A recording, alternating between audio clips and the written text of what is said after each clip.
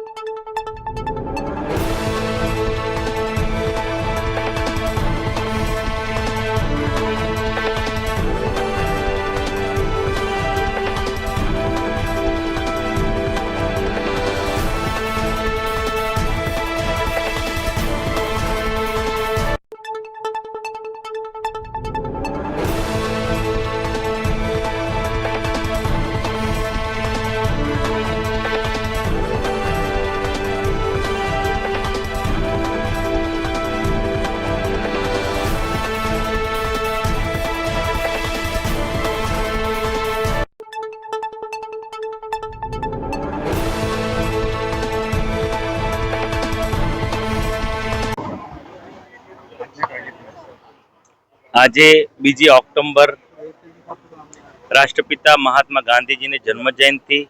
અમે સૌ ચૂંટાયેલા પ્રતિનિધિઓ દ્વારા સૂત્રાંજલિ કરી. પછી મહાત્મા ગાંધી સ્વચ્છતાના પણ આગ્રહી હતા. વડાપ્રધાન શ્રી નરેન્દ્રભાઈ મોદી 2014માં વડાપ્રધાન બન્યા પછી તેમના વિચારને સમગ્ર દેશમાં સ્વચ્છતાના આગ્રહી બનાવ્યા. તેના ભાગરૂપે આજે અમે સૌ સુરતના ચૂંટાયેલા પ્રતિનિધિઓ, વહીવટતંત્ર, NGO દ્વારા ડુમ્મસ બીચની સફાઈ કરી અને સ્વચ્છતાના શપથ લેવડાવ્યા.